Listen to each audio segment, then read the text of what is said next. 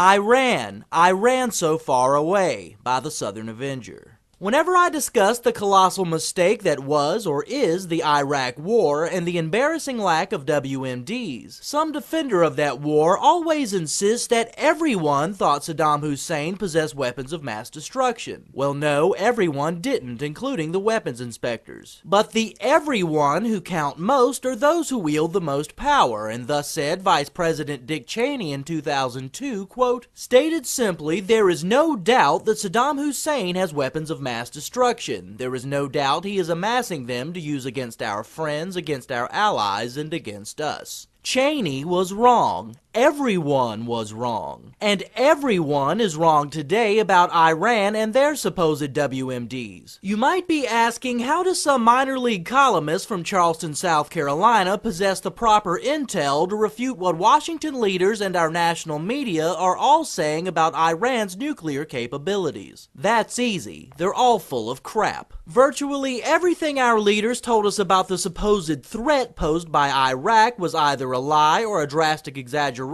to garner public support for a war that was unnecessary in hindsight. These are the same leaders who lied about or exaggerated the immediate need for the $787 billion Wall Street bailout, or TARP, to fix our economy, as that criminal piece of legislation passes its one-year mark having accomplished nothing. I oppose the war in Iraq and TARP for the same reason. I am accustomed to politicians telling any lie necessary to get what they want, and find more truth in first examining their wants than getting caught up in the lies they find necessary to achieve them. In Iraq, I knew the neoconservatives who ran the Bush administration had been aching to invade that country long before 9/11, something they made clear on numerous occasions. I watched them manipulate facts, twist logic, and shamelessly use the terrorist attacks as their public excuse for their war, knowing full well it was never their private inspiration. Since Iraq, this same crowd has had their hearts set on invading Iran, something they have also made clear on numerous occasions. When last week Iran admitted the existence of a second uranium enrichment facility, it quickly and predictably became 2002 and WMDs all over again. And our leaders' duplicity is staggering. Just this summer, dissidents in Iran took to the streets posing a serious challenge to the ruling regime, and American neoconservatives chastised Obama for not coming out strongly in their support. Why should our government have supported the dissidents? Because if things worsen, the U.S. would have assumed a degree of moral responsibility for the deteriorating conditions, which could have resulted in American boots on the ground in Iran. Now the same leaders who pretended to support the opposition to Iran's ruling regime are the staunchest endorsers of sanctions, which would punish the very same dissidents, or as opposition leader Mir Hussein Mousavi told the Washington Post, quote, "Sanctions would not affect the government but would impose many hardships upon the people who suffer enough as a result of the calamity of their insane rulers." Again, our politicians' wants dictate their arguments, and their current rhetoric on Iran intentionally is leading to war, occupation, and permanent U.S. entrenchment. We've heard this all before. WMDs, Iraq behind 9/11, Saddam, the next Hitler. It was all bogus. Iran has nuclear weapons. Tehran poses a threat to the U.S. Ahmadinejad is the next Hitler. Fool me once, shame on you. Fool me twice.